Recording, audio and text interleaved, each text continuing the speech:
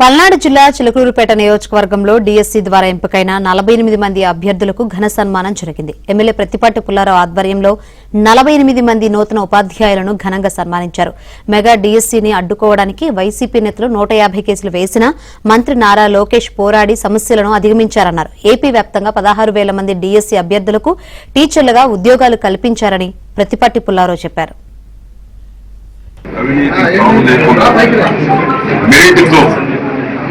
మీ యొక్క గొప్పతనం, మీ యొక్క నాలెడ్జ్ ద్వారా, మీ మెరిట్, మీ క్వాలిఫికేషన్ ద్వారా డిఎస్సికి సెలెక్ట్ అయ్యారు.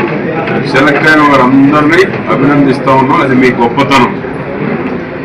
చంద్రబాబు గారు ఏ రోజైతే ముఖ్యమంత్రి అయ్యారో ఆనాటి నుంచి టీచర్ల డిఎస్సి సెలక్షన్ లో ₹1 ఖర్చు లేకుండా, పొలిటికల్ చుట్టూ తిరిగే పని లేకుండా, మీ మెరిట్ తోటి, మీ క్వాలిఫికేషన్ తోటి మీ ఉద్యోగం పొందేటువంటి అవకాశాన్ని కల్పించినటువంటి నాయకుడు చంద్రబాబు నాయుడు. అందుకనే లోకేష్ బాబు గారి యొక్క సూచనల మేరకు ఎవరి నియోజకవర్గంలో వాళ్ళు డిఎస్సికి సెలెక్ట్ అయినటువంటి వారిని ఒకసారి పిలిచి చిలకలూరుపేటలో 45 మంది సెలెక్ట్ అయ్యారు. 45 మందిని ఒకసారి సత్కరించాలి. 48 మందిని ఏ నియోజకవర్గానికి ఆ నియోజకవర్గంలో 175 నియోజకవర్గాల్లో ఎవరికి వారు లిస్టు పంపించి వారిని సత్కరించాలి అనేటువంటిది పార్టీ నిర్ణయం తీసుకోవడం జరిగింది.